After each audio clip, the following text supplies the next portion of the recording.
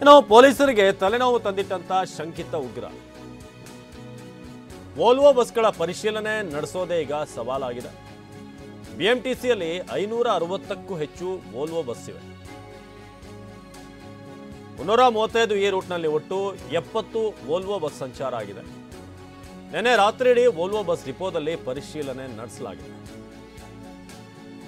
Majestic, ಕತ್ತರಿಗುಪ್ಪೆ, Hebbal ಡಿಪೋದಲ್ಲಿ ಬಸ್ಗಳನ್ನ check ಮಾಡಲಾಗಿದೆ. ಅಲ್ಲಿ inspection ಮಾಡಿದ್ದಾರೆ. ಬಸ್ಗಳ ಸಿಸಿಟಿವಿಯನ್ನ ಶೋಧ ನಡೆಸಿರುವಂತಹ ಪೊಲೀಸರು ಯಾವ ಬಸ್ನಲ್ಲಿ ಈತನ ಓಡಾಟ ಇದೆ ಅನ್ನೋದ್ರ ಬಗ್ಗೆ ಕೂಡ ಈಗ ಚೆಕಿಂಗ್ ಆಗ್ತಾ ಇದೆ.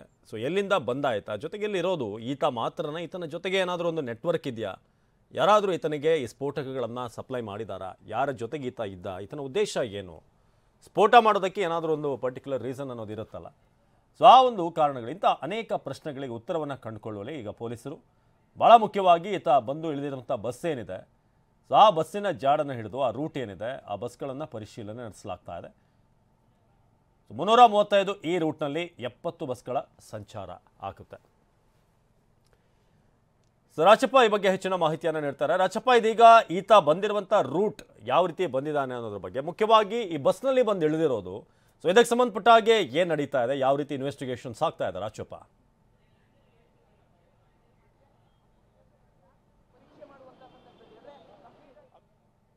ಆರೋಪಿ ಬಸ್ನಲ್ಲಿ ಸಂಚಾರ ಮಾಡಿದ್ರ ಬಗ್ಗೆ ಈಗಾಗಲೇ ಪೊಲೀಸರು ಮಾಹಿತಿಯನ್ನು ಕಲೆ ಹಾಕಿರುವಂಥದ್ದು. ಈ ಹಿನ್ನೆಲೆಯಲ್ಲಿ ITPL, ಮಾರತಹಳ್ಳಿ ಹಾಗೆಯೇ ವೈಟ್ಫೀಲ್ಡ್ ಈ ಭಾಗದಲ್ಲಿ ಸುತ್ತಾಡಿರುವಂತಹ ಒಂದಿಷ್ಟು CCTV ದೃಶ್ಯಾವಳಿಗಳು, ಬಸ್ನ ದೃಶ್ಯಾವಳಿಗಳೇನಿದೆ ಅದೆಲ್ಲವೂ ಕೂಡ ಒದಗಿಸುವಂತೆ ಈಗಾಗಲೇ BMTC ಅಧಿಕಾರಿಗಳಿಗೆ ಪೊಲೀಸರು ಕೇಳಿಕೊಂಡಿರುವಂಥದ್ದು. ಅದರಂತೆ ಈಗಾಗಲೇ BMTC ಅಧಿಕಾರಿಗಳು ಪೊಲೀಸರಿಗೆ ಒಂದಿಷ್ಟು CCTV ದೃಶ್ಯಾವಳಿಗಳನ್ನು ಕೂಡ ಪ್ರೊವೈಡ್ ಮಾಡಿದ್ದಾರೆ. ಹಾಗಾಗಿ ಏನು ರಾಮೇಶ್ವರಂ ಕೆಫೆಯಿಂದ ಆತ ಏನು ಮೂವ್ಮೆಂಟ್ ತಗೊಂಡ, ಅದಾದ ನಂತರದಲ್ಲಿ ಯಾವ ಬಸ್ ಸ್ಟಾಪಲ್ಲಿ ಆತ ಬಸ್ಸನ್ನು ಹತ್ತಿದ, ಜೊತೆಗೆ ಎಲ್ಲಿಗೆ ಪ್ರಯಾಣ ಬೆಳೆಸಿದ್ದಾನೆ, ಏರ್ಪೋರ್ಟ್ ಕಡೆಗೆ ಏನಾದ್ರು ಹೋಗಿದ್ದಾನ, ರೈಲ್ವೆ ಸ್ಟೇಷನ್ಗೆ ಏನಾದ್ರು ಹೋಗಿದ್ದಾನ, ಅಥವಾ ಬೆಂಗಳೂರಲ್ಲೇ ಎಲ್ಲಾದರೂ ಇದ್ದಾನ, ಅದ್ರ ಜೊತೆಗೆ ಬಸ್ನಲ್ಲಿ ಸಂಚಾರ ಮಾಡ್ತಾ ಅದಾದ ನಂತರದಲ್ಲಿ ಏನಾದರೂ ಪಕ್ಕಾ ಪ್ಲಾನ್ನಂತೆ ಖಾಸಗಿ ವಾಹನವನ್ನು, ಬೈಕ್ ಆಗಿರ್ಬೋದು, ಕಾರ್ ಆಗಿರ್ಬೋದು, ಈ ರೀತಿಯಾಗಿ ಯಾವುದಾದ್ರೂ ವಸ್ತುವನ್ನು ಯಾವುದಾದ್ರೂ ಹೋಗಿದ್ದಾನ ಅನ್ನುವಂಥ ನಿಟ್ಟಿನೂ ಕೂಡ ಸಾಕಷ್ಟು ಅನುಮಾನ ಇರುವಂಥದ್ದು. ಅಂದರೆ ಸದ್ಯಕ್ಕೆ ಇದುವರೆಗೂ ಕೂಡ ಬೆಂಗಳೂರು ನಗರ ಪೊಲೀಸರಿಗೆ ಅಂದರೆ CCTV ದೃಶ್ಯಾವಳಿಯನ್ನು ಹುಡುಕ್ತಾ ಇರುವಂಥ CCB ತಂಡಕ್ಕೆ ಕೆಫೆಯಿಂದ ಸುಮಾರು 100ರಿಂದ 200 ಮೀಟರ್ ದೂರ ಇರುವಂತಹ ಒಂದು MRP ಏನಿದೆ ಅಲ್ಲಿನ CCTV ಫುಟೇಜ್ ಬಿಟ್ಟರೆ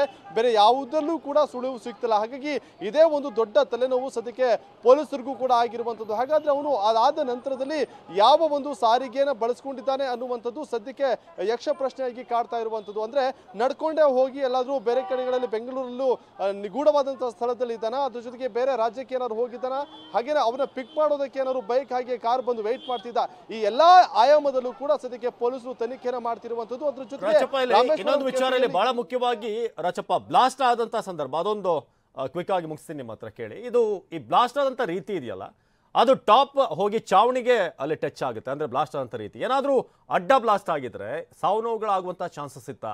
ಆ ವಿಚಾರವಾಗಿ ಏನು ಅಪ್ಡೇಟ್ ಇದೆ ಅಂತ ಈಗ? ಎಕ್ಸಾಕ್ಟ್ಲಿ ಅವಿನಾಶ್, ಅಂದರೆ ಪೊಲೀಸ್ ಅಧಿಕಾರಿಗಳು ಹಾಗೆಯೇ FSL ಕೆಲವು ಎಕ್ಸ್ಪರ್ಟ್ಸ್ಗಳು ಹೇಳ್ತಿರುವಂಥ ಮಾತು ಅಂದರೆ ಬಾಂಬ್ ಬ್ಲಾಸ್ಟ್ ಎರಡು ಬಾರಿ ಆಗುತ್ತೆ. ಅಂದರೆ ಏನು ಅವನು ವಾಷಿಂಗ್ ಬೇಸನ್ ಇದೆ ಅಲ್ಲಿ ಒಂದು ಡಿಟೋನೇಟರ್ ಇರುವಂತಹ ಒಂದು ಬಾಂಬನ್ನು ಇಟ್ಟಿರ್ತಾರೆ. ಈ ಸಂದರ್ಭದಲ್ಲಿ ಮೊದಲ ಬಾರಿಗೆ ಅಲ್ಲಿ ಬ್ಲಾಸ್ಟ್ ಆದರೆ ಸೆಕೆಂಡ್ ಬಾರಿ ನೀವು ಗಮನಿಸಬಹುದು ರೂಫ್ ಏನಿದೆ ಆ ರೂಫಲ್ಲಿ ಹೋಗಿ ಬ್ಲಾಸ್ಟ್ ಆಗುತ್ತೆ. ಅಂದರೆ ಒಂದು ಅಡ್ಡಡ್ಡ ಏನಾದರೂ ಬ್ಲಾಸ್ಟ್ ಆಗಿದ್ದೆ ಆದರೆ ಬಹುಶಃ ನೀವು ಗಮನಿಸಿರ್ಬೋದು ಅಲ್ಲಿ ಕೆಫೆಯಲ್ಲಿ ಕೆಲಸ ಮಾಡ್ತಿರುವಂಥ ಸಿಬ್ಬಂದಿಗಳಾಗಿರ್ಬೋದು, ಗ್ರಾಹಕರಾಗಿರ್ಬೋದು, ಎಲ್ಲರ ಕಡೆಗೆ ಸಿಡಿದು ದೊಡ್ಡ ಪ್ರಮಾಣದ ಸಾವು ನೋವು ಸಂಭವಿಸಾಯಿತು. ಅಂದರೆ ಅದರ ಬಾಂಬ್ನ ಒಳಗಡೆ ಅಳವಡಿಸಿರುವಂತಹ ನೆಟ್ ಬೋಲ್ಟ್ ಆಗಿರ್ಬೋದು, ಎಲ್ಲವೂ ಕೂಡ ಮೊಳೆಗಳಾಗಿರ್ಬೋದು, ಇದೆಲ್ಲವೂ ಕೂಡ ಸಾಕಷ್ಟು ಜನರಿಗೆ ಬರೆದು ದೊಡ್ಡ ಮಟ್ಟದ ಸಾವು ನೋವಾಗಿತ್ತು. ಅಂದರೆ ಮೇಲೆ ಹೋಗಿ ಅದರ ಉದ್ದುದ ಬ್ಲಾಸ್ಟ್ ಆದಂಥ ಕಾರಣದಿಂದಾಗಿ ದೊಡ್ಡ ಮಟ್ಟದ ಸಾವು ನೋವು ತಪ್ಪಿದೆ ಅನ್ನುವಂಥದ್ದು ಎಕ್ಸ್ಪರ್ಟ್ಗಳು ಹೇಳ್ತಿರುವಂಥ ಮಾತು. ಅದ್ರ ಜೊತೆಗೆ ಸಣ್ಣ ಪುಟ್ಟ ಹಾಗೆ ಕೆಲವರಿಗೆ ಒಂದು ಗಂಭೀರ ಗಾಯ ಆಗಿದ್ರು ಕೂಡ ಪ್ರಾಣಾಪಾಯದಿಂದ ಪಾರಾಗಿದ್ದಾರೆ ಅನ್ನುವಂಥ ಮಾಹಿತಿ ಸದ್ಯಕ್ಕೆ ಸಿಗ್ತಾ ಇರುವಂಥದ್ದು. ಹಾಗಾಗಿ ಏನು ಸಾಕಷ್ಟು ಪ್ಲಾನ್ ಅನ್ನು ಮಾಡ್ಕೊಂಡಿದ್ರು ಕೂಡ ಬಹುಶಃ ಎಲ್ಲ ಒಂದು ಕಡೆಗೆ ಅದೃಷ್ಟವಶಾತ್ ಅನ್ಬೋದು ಆ ಬಾಂಬ್ ಏನಿದೆ ಅದು ಉದ್ದುದ ಬ್ಲಾಸ್ಟ್ ಆಗಿದೆ ಅನ್ನೋದು ಸದ್ಯಕ್ಕೆ ಎಲ್ಲೋ ಒಂದು ಕಡೆಗೆ ನಿಟ್ಟುಸಿರು ಬಿಡುವಂಥ ಸಂಗತಿ ಅಂತ ಹೇಳ್ಬೋದು ಅವಿನಾಶ್. ಎಸ್ ರಾಜಪ್ಪ, ಹಾಗೆ ಸಂಪರ್ಕದಲ್ಲಿ ನಮ್ಮ ಜೊತೆ ಕಿರಣ್ ಇದ್ದಾರೆ, ಹಾಗೆ ಹಾಗೆ ಜಗದೀಶ್ ಕೂಡ ನೇರ ಸಂಪರ್ಕದಲ್ಲಿ ಜಾಯ್ನ್ ಆಗಿದ್ದಾರೆ. ಇನ್ನಷ್ಟು ಅಪ್ಡೇಟ್ಸ್ ಅನ್ನ ಆಸ್ಪತ್ರೆ ಅಪ್ಡೇಟ್ಸ್ ಕೂಡ ಸಿಗುತ್ತೆ. ಜೊತೆಗೆ ಈ ಬ್ಲಾಸ್ಟ್ ವಿಚಾರಕ್ಕೆ ಸಂಬಂಧಪಟ್ಟ ಹಾಗೆ ಭದ್ರತೆಯನ್ನು ಇವತ್ತಿನ WPL ಮ್ಯಾಚ್ ಕೂಡ ಇದೆ, ಇದರ ಬಗ್ಗೆ ಕೂಡ ಅಪ್ಡೇಟ್ಸ್ ಅನ್ನು ಕೊಡ್ತೀವಿ. ಇಲ್ಲಿ ಈ ಕ್ಯಾಪ್ ಹಾಕೊಂಡು ಬಂದಿರುವಂತ ವ್ಯಕ್ತಿ ಪಕ್ಕಾ ಸ್ಕೆಚ್ ಹಾಕೊಂಡು ಬಂದಿದ್ದ ಶಂಕಿತ ಬಾಂಬರ್ ವಾಚ್ನಲ್ಲಿ ಟೈಮ್ ನೋಡ್ತಾ ಆತ ಹೋಗ್ತಾ ಇರೋದನ್ನ ನೀವು ಗಮನಿಸಬಹುದು. ಆ ದೃಶ್ಯವನ್ನು ಕೂಡ ನಿಮಗೆ ತೋರಿಸ್ತೀವಿ. ವಾಚ್ನಲ್ಲಿ ಟೈಮ್ ನೋಡ್ತಾ ಈತ ಸಾಗುವಂಥದ್ದು, ರಾಮೇಶ್ವರಂ ಕೆಫೆಯತ್ತ ತರಾತುರಿಯಲ್ಲಿ ಶಂಕಿತ ಹೆಜ್ಜೆ ಇಕ್ತಾನೆ. ಅಂದ್ರೆ ಆತನಿಗೆ ಆ ಒಂದು ಅಸೈನ್ಮೆಂಟ್ ಏನು ಕೊಡಲಾಗಿದೆ ಇದಕ್ಕೆ ಸಂಬಂಧಪಟ್ಟ ಹಾಗೆ. ಸೊ ನಮ್ಮ ಕ್ರೈಮ್ ಹೆಡ್ ಕಿರಣ್ ಈ ಬಗ್ಗೆ ಹೆಚ್ಚಿನ ಮಾಹಿತಿಯನ್ನು ನೀಡ್ತಾರೆ ನೇರ ಸಂಪರ್ಕದಲ್ಲಿ. ಕಿರಣ್, ನಾವೀಗ ಆ ಫುಟೇಜ್ ಅನ್ನ ಗಮನಿಸಿದಾಗ ಏನು ವೈಟ್ ಕ್ಯಾಪ್ ಹಾಕೊಂಡು ಹೋಗ್ತಾನೆ, ಸೊ ಆತ ಅಲ್ಲಿ ವಾಚ್ನಲ್ಲಿ ಟೈಮ್ ನೋಡ್ತಾನೆ. ಈಗಾಗಲೇ ನಾವು ಹೇಳ್ತಿದ್ದಾಗೆ ಲಂಚ್ ಟೈಮ್ ಏನು 1 ಗಂಟೆಯ ಟೈಮಿಗೆ ಇದು ಬ್ಲಾಸ್ಟ್ ಆಗಬೇಕು, ಹೆಚ್ಚಿನ ಕ್ರೌಡ್ ಇರುತ್ತೆ ಅನ್ನೋದು ಮೇ ಬಿ ಆತನ ಅಸೈನ್ಮೆಂಟ್ ಅಂತ ಅನ್ಸುತ್ತೆ, ಆತನಿಗೆ ಒಪ್ಸಲಾಗಿರುವಂಥದ್ದು. ಸೊ ಇದೆಲ್ಲವನ್ನು ಕೂಡ ಗಮನಿಸಿದಾಗ ಆತನ ಓಡಾಟ, CCTV ಫುಟೇಜ್ ಏನೆಲ್ಲ ಹೇಳ್ತಾ ಇದೆ ಕಿರಣ್? ಅವಿನಾಶ್, ಮುಖ್ಯವಾಗಿ ಆ ಫುಟೇಜನ್ನು ನೋಡಿದಾಗ ಆತನ ಮೂಮೆಂಟ್ಸು, ಆತನ ಫಿಸಿಕಲ್ ಅಪಿಯರೆನ್ಸ್ ಎಲ್ಲವೂ ಕೂಡ ನಾವು ಗಮನಿಸಿದಾಗ ಬಹುಶಃ ಅದು ಆಮೇಲೆ ಜೊತೆಗೆ ಇಟ್ಟಿರುವಂಥ ಜಾಗ ಇರ್ಬೋದು, ಬಂದಂಥ ಟೈಮಿಂಗ್ ಇರ್ಬೋದು, ಆಮೇಲೆ ಆತನ ಪ್ಲ್ಯಾನ್ ಇರ್ಬೋದು, ಎಲ್ಲವೂ ಕೂಡ ಇದು ಏನು ಸಡನ್ನಾಗಿ ಆಗುವಂಥದ್ದಲ್ಲ. ಇದು ಕಂಪ್ಲೀಟಾಗಿ ಪ್ಲ್ಯಾನ್ಡ್ ಮಾಡಿಕೊಂಡು ಒಂದು ಆಗಿರುವಂಥ ಒಂದು ಕೃತ್ಯ. ಜೊತೆಗೆ ಈತ ಫಸ್ಟ್ ಟೈಮ್ ಏನು ಬಂದಿಲ್ಲ ಈತ ಬಹುಶಃ ನಮಗೆ ಇನ್ಫಾರ್ಮೇಷನ್ ಪ್ರಕಾರ ಇವೆಲ್ಲವೂ ಕೂಡ ನೋಡಿದರೆ ಆತ ಒಂದು ಸರಿನೋ 2 ಸರಿ ಬಂದ್ಬಿಟ್ಟು ಹೋಗಿದ್ದಾನೆ. ಎಲ್ಲಿ ಇಡಬೇಕು, ಎಲ್ಲಿಂದ ಬರಬೇಕು ಮತ್ತು ಎಲ್ಲಿಂದ ಎಸ್ಕೇಪ್ ಆಗಬೇಕು ಎಲ್ಲವೂ ಕೂಡ ಸಿಸ್ಟಮ್ಯಾಟಿಕ್ ಆಗಿ ಪ್ಲಾನ್ ಆಗಿರುತ್ತೆ. ಹಾಗಾಗಿ ಆತ ಇನ್ ಟೈಮ್ಗೆ ಅವನು ಬಸ್ಸಲ್ಲಿ ಬರ್ತಾನೆ. ಯಾಕೆಂದರೆ ವೆಹಿಕಲಲ್ಲಿ ಬಂತು ಅಂದರೆ ಎಲ್ಲಿ ವೆಹಿಕಲ್ ನಂಬರು CCTV ಇರ್ಬೋದು ಮತ್ತು ರೋಡಲ್ಲಿರುವಂಥ ಹೈ ರೆಸೊಲ್ಯೂಷನ್ ಕ್ಯಾಮ್ರಾದಲ್ಲಿ ಸರಿಯಾಗ್ಬೋದು ಅನ್ನೋ ಕಾರಣಕ್ಕೋಸ್ಕರ ಆತ ಪಬ್ಲಿಕ್ ಟ್ರಾನ್ಸ್ಪೋರ್ಟ್ ಬಸ್ಸಲ್ಲಿ ಬರ್ತಾನೆ. ಬಸ್ಸಲ್ಲಿ ಇಳಿದು ಅಲ್ಲಿಂದ ಹಿಡಿದು ನಡ್ಕೊಂಬಂದು ಫುಟ್ಪಾತಲ್ಲೂ ಕೂಡ ಆತ ಬರೋದಿಲ್ಲ, ರೋಡಲ್ಲಿ ಬರ್ತಾನೆ. ಫುಟ್ಪಾತಲ್ಲೂ ಕೂಡ ಸಾಕಷ್ಟು ಕ್ಯಾಮ್ರಾಸ್ಗಳಿದೆ, ಅಲ್ಲೂ ಕೂಡ ನನ್ನ ಫೇಸ್ ಬರುತ್ತೆ ಅನ್ನೋ ಕಾರಣಕ್ಕೋಸ್ಕರ ಅವನು ಕ್ಯಾಪ್ ಹಾಕೋತಾನೆ, ಮಾಸ್ಕ್ ಹಾಕೋತಾನೆ, ಒಂದು ಬ್ಯಾಗ್ ಯಾರಿಗೂ ಕೂಡ ಡೌಟ್ ಬರಬಾರ್ದು ಅಂತ ಬ್ಯಾಗ್ ಇಟ್ಕೋತಾನೆ. ಆಮೇಲೆ ಯಾವ ಜಾಗದಲ್ಲಿ ಇಡಬೇಕು ಅಂತ ಆ ಜಾಗಕ್ಕೆ ಬರ್ತಾನೆ. 1 ಅವರ್ ಬಿಫೋರೇ ಬಂದು ಅಲ್ಲಿ ಡೌಟ್ ಬರ್ತಾ ಇದ್ದಂಗೆ ಆಮೇಲೆ ಇನ್ನೊಂದು ಅಬ್ಸರ್ವೇಷನ್ ಅವಿನಾಶ್, ಈ ಅವನು ಏನು ರವೆ ಇಡ್ಲಿ ತಗೋತಾನೆ ಅಲ್ಲಿ ಏನು ಕೆಫೆ ಒಳಗಡೆ ಆತ QR ಕೋಡಲ್ಲಿ ಅಥವಾ Paytm ಅಥವಾ ಗೂಗಲ್ ಪೇ ಮಾಡೋಕೆ ಹೋಗಲ್ಲ, ಎಲ್ಲಿ ಅದಕ್ಕೆ ಟ್ರಾನ್ಸಾಕ್ಷನ್ ಆಗುತ್ತೆ. ಹಾಗಾಗಿ ಆತ ಕ್ಯಾಶನ್ನು ಕೊಡ್ತಾನೆ.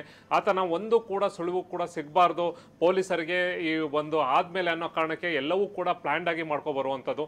ಜೊತೆಗೆ ಇಟ್ಟಾದ್ಮೇಲೆ ಆತ ಬಾಂಬನ್ನು ಪ್ಲೇಸ್ ಮಾಡಿದ ಮೇಲೆ ಅಲ್ಲಿಂದ ಆತ ಹೊರಟಾಗ ಅಲ್ಲಿಂದ ಬೇರೆ ಮತ್ತೆ ನಡ್ಕೊಂಡು ಬಂದು ಅವನು ಅಲ್ಲಿಂದ ಮತ್ತೆ ಬೇರೆ ಜಾಗಕ್ಕೆ ಹೋಗಿರ್ತಾನೆ. ಈಗ ಪೊಲೀಸರು ಕಂಪ್ಲೀಟಾಗಿ ನೀವು ಹೇಳ್ದಂಗೆ ಆತ ಪೊಲೀಸರ ದಿಕ್ಕು ತಪ್ಪಿಸೋಕ್ಕೆ ಆತ ಆದರೆ ಪೊಲೀಸರು ಕೂಡ ಎಲ್ಲೆಲ್ಲಿ ಏನೇನೋ ಒಂದು ಸಣ್ಣ ಎವಿಡೆನ್ಸ್ ಏನೇನು ಸಿಗುತ್ತೆ ಎಲ್ಲವನ್ನೂ ಕೂಡ ಕಲೆಕ್ಟ್ ಮಾಡ್ತಾ ಇದ್ದಾರೆ. ಫಸ್ಟು ಇಲ್ಲಿ ಸಿಕ್ಕಿದಂಥ ಮೆಟೀರಿಯಲ್ಸ್ಗಳನ್ನ ಎಲ್ಲೆಲ್ಲಾಯಿತು, ಹಿಂದೆ ಯಾವ್ದಾರ ಬ್ಲಾಸ್ಟಿಗೆ ಯೂಸ್ ಮಾಡಿದ್ದ ಅನ್ನೋದನ್ನು ಕೂಡ ಟ್ಯಾಲಿ ಮಾಡ್ತಾ ಇದ್ದಾರೆ. ಇದು ಒಂದು ಕಡೆ ಆಗುತ್ತೆ. ಇನ್ನೊಂದು ಕಡೆ ಅಕ್ಯೂಸ್ ಬಗ್ಗೆ ಹೇಗಿದೆ ಏನು ಆತನ ವಯಸ್ಸು ಇದಕ್ಕೆ, ಏಕೆಂದರೆ ಈಗಿರೋ ನಮ್ಮ ಟೆಕ್ನಾಲಜಿಲಿ ಈಗ ಹಿಂದೆ ಏನಾರ ಆತ ಬಂದಿದ್ರೆ ಯಾವ್ದಾರ ಕ್ಯಾಮ್ರಾದಲ್ಲಿ ಸರಿಯಾಗಿದ್ರೆ ಡೆಫಿನೆಟ್ ಆಗಿ ಆತನ ಐಡೆಂಟಿಫೈ ಆಗುತ್ತೆ. ಯಾಕೆಂದರೆ ಅಷ್ಟು ಟೆಕ್ನಾಲಜಿ ನಮ್ಮ ಕಮೆಂಟ್ ಸೆಂಟರಲ್ಲಿದೆ. ರಸ್ತೆಯಲ್ಲಿ ಇರ್ಬೋದು, ಯಾವಾಗ ಹಿಂದೆ ನಮ್ಮ ಹಾಕಿರುವಂಥ ಬೆಂಗಳೂರು ಸಿಟಿ ಪೊಲೀಸರು ಹಾಕಿರುವಂಥ ಕ್ಯಾಮ್ರಾಸ್ಗಳಲ್ಲಿ ಆತನ ಮೂಮೆಂಟ್ಸ್ ಏನಾರು ಇತ್ತು ಅಂದಿದ್ರೆ, ಅವ್ನು ಬಂದು ಹೋಗಿದ್ರೆ ಡೆಫಿನೆಟ್ ಆಗಿ ಆತನ ಒಂದು ಇನ್ಫಾರ್ಮೇಷನ್ ಸಿಗುತ್ತೆ, ಆತನ ಬಗ್ಗೆ ಒಂದಷ್ಟು ಮಾಹಿತಿ ಇರುತ್ತೆ. ಈಗ ಸಿಕ್ಕಿರುವಂಥ ಫುಟೇಜಲ್ಲಿ ಆತನ ಒಂದು ಸ್ಟಿಲ್ ಮಾಡಿಕೊಂಡು ಅವನ್ನ ಕ್ಯಾರಿಕೇಚರ್ ಮಾಡ್ತಾರೆ. ವಯಸ್ಸು ಇಷ್ಟಿರ್ಬೋದು, ಇಷ್ಟು ಹೈಟ್ ಇರ್ಬೋದು, ಅವನ ಫಿಸಿಕಲ್ ಅಪಿಯರೆನ್ಸ್ ಇರ್ಬೋದು, ಅದಕ್ಕೆ ಹಿಂದೆ ಆತನ ಎಲ್ಲವೂ ಕೂಡ ಆತನ ಕ್ಯಾರಿಕೇಚರ್ ಮಾಡಿಕೊಂಡು ಒಂದೊಂದಾಗಿ ಟ್ಯಾಲಿ ಮಾಡೋಕ್ಕೆ ಶುರು ಮಾಡ್ತಾರೆ. ಹಾಗೆ ಜೊತೆಗೆ ಎಲ್ಲೆಲ್ಲಿ ಈ ರೀತಿ ಬ್ಲಾಸ್ಟ್ ಆದಾಗ ಎಲ್ಲೆಲ್ಲಿ ಸಿಕ್ಕಿರುವಂಥ ಮೆಟೀರಿಯಲ್ಸ್ ಇರ್ಬೋದು, ಇಲ್ಲಿ ಸಿಕ್ಕಿರೋ ಮೆಟೀರಿಯಲ್ಸ್ ಹಿಂದೆ ಬ್ಲಾಸ್ಟ್ ಆಗಿದ್ದು ಅಲ್ಲಿದ್ದಂಥ ಅಕ್ಯೂಸ್ಗಳಿರ್ಬೋದು, ಅದನ್ನೆಲ್ಲವೂ ಕೂಡ ಮಾಡ್ತಾರೆ. ಏಕೆಂದರೆ ಅವಿನಾಶ್, ಇದು ಪ್ಲ್ಯಾನ್ ಆಗಿ ಒಂದು ದಿನದಲ್ಲಿ ಆಗುವಂತಲ್ಲ, ಸಿಸ್ಟಮ್ಯಾಟಿಕ್ ಪ್ಲ್ಯಾನಿಂಗೇ ಮಾಡುವಂಥ ಒಂದು ಟೀಮ್ ಇರುತ್ತೆ, ಎಕ್ಸಿಕ್ಯೂಟಿವ್ ಮಾಡುವಂಥ ಒಂದು ಟೀಮ್ ಇರುತ್ತೆ. ಅದು ಬ್ಲಾಸ್ಟ್ ಆದಮೇಲೆ ನಂತರ ಆತನಿಗೆ ಶೆಲ್ಟರ್ ಕೊಡೋಕ್ಕೆ ಒಂದು ಟೀಮ್ ಇರುತ್ತೆ. ಹಾಗಾಗಿ ಕಂಪ್ಲೀಟ್ ಆಗಿ ಅವನಿಗೆ ಅವ್ನಿಗೆ ಹೋಗೋದು, ಅಲ್ಲಿ ಇಡೋದು, ಜೊತೆಗೆ ಅಲ್ಲಿಂದ ಹೋಗೋದು ಅಷ್ಟೇ ಅವನ ಕೆಲಸ ಇರುತ್ತೆ. ಅದನ್ನ ರೆಡಿ ಮಾಡುವಂತದೇ ಸಪ್ರೇಟ್ ಆಗಿ ಒಂದು ಟೀಮ್ ಮಾಡ್ತಾರೆ. ಅವರು ಏನೇನು ಕಾಂಪೋನೆಂಟ್ಸ್ ಯೂಸ್ ಮಾಡಬೇಕು ಅಂತ ರೆಡಿ ಮಾಡ್ಕೊಡ್ತಾರೆ, ಇವನು ತಗೊಂಡೋಗಿ ಅಲ್ಲಿ ಎಕ್ಸಿಕ್ಯೂಟ್ ಮಾಡುವಂಥದ್ದು. ಈ ರೀತಿ ಪ್ಲಾನಿಂಗ್ ಅನ್ನ ಮಾಡ್ಕೊ ಬರ್ತಾರೆ. ಹಾಗಾಗಿ ಈಗ ಸಂಬಂಧಪಟ್ಟಂತೆ ಪೊಲೀಸರು ಕೂಡ ಇದು ಅಷ್ಟು ಈಸಿ ಇಲ್ಲ. ಆದರೆ ಹಂತವಾಗಿ ಸಿಕ್ಕಿರೋ ಈಗಿರುವ ಇನ್ಫಾರ್ಮೇಶನ್ ಪೊಲೀಸರು ಪಾಸಿಟಿವ್ ಆಗಿದ್ದಾರೆ.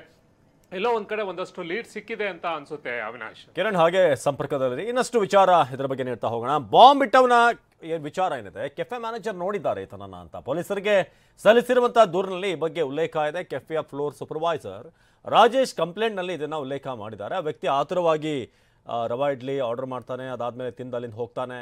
11:30ಕ್ಕೆ ಬಂದು ಆತ ಫುಡ್ಡನ್ನು ಆರ್ಡರ್ ಮಾಡೋದು. ಅದಾದ್ಮೇಲೆ ಆ ಫುಡ್ ತೆಗೆದುಕೊಳ್ಳುವಂಥ ಅಥವಾ ಆಹಾರ ಸೇವಿಸುವಂಥ ನೆಪದಲ್ಲಿ ಆತ ಬ್ಯಾಗನ್ನು ಇಟ್ಟು ಅಲ್ಲಿಂದ ಹೋಗಿರುವಂಥದ್ದು. ಸೊ ಫ್ಲೋರ್ ಮ್ಯಾನೇಜರ್ ಆ ವ್ಯಕ್ತಿಯನ್ನು ಗಮನಿಸಿದ್ದಾರೆ ಅನ್ನೋದು.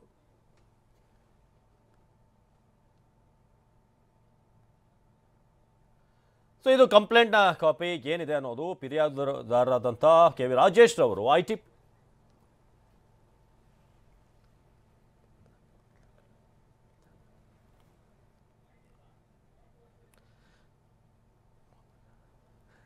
ಸೊ ರಾಮೇಶ್ವರಂ ಸ್ಫೋಟದ FIRನಲ್ಲಿ ಏನಿದೆ, ಫಿರ್ಯಾದುದಾರರಾದಂಥ KV ರಾಜೇಶ್ ಅವರು ITPL ಮುಖ್ಯ ರಸ್ತೆಯಲ್ಲಿರುವಂಥ ದಿ ರಾಮೇಶ್ವರಂ ಕೆಫೆಯಲ್ಲಿ ಫ್ಲೋರ್ ಸೂಪರ್ವೈಸರ್ ಆಗಿ ಕೆಲಸ ಮಾಡ್ಕೊಂಡಿದ್ದು ಹೋಟೆಲ್ ಪ್ರತಿದಿನ ಬೆಳಗ್ಗೆ 6 ಗಂಟೆಗೆ ಪ್ರಾರಂಭ ಆಗಿ ತಡರಾತ್ರಿ 1 ಗಂಟೆವರೆಗೆ ಓಪನ್ ಇರುತ್ತೆ.